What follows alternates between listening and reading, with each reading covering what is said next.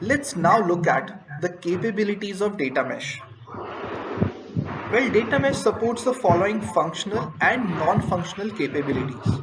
The functional capabilities are: first, data catalog discovers, classifies, and creates an inventory of data assets and visually displays information supply chains.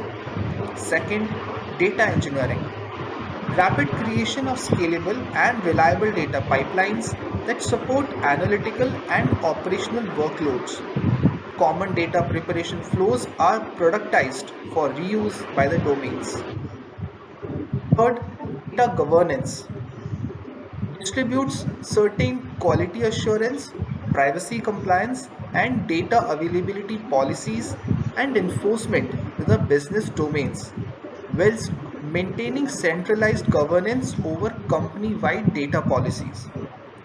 Fourth, data preparation and orchestration enables quick orchestration of source to target data flows, including data cleansing, transformation, masking, validation, and enrichment.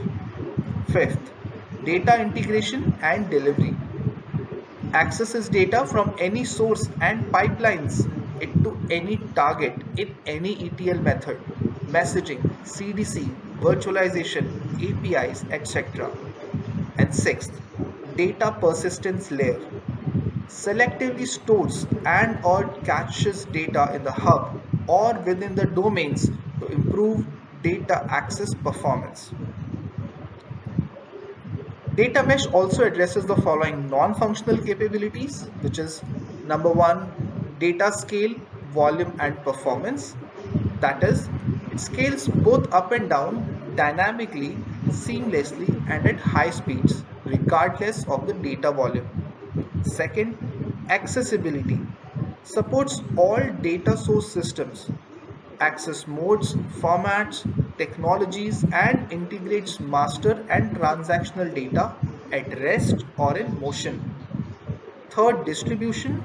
It deploys on premise, cloud, or in hybrid environments with complete transactional integrity. And fourth, security encrypts and masks data to comply with privacy regulations and checks user credentials to ensure authorized access is maintained.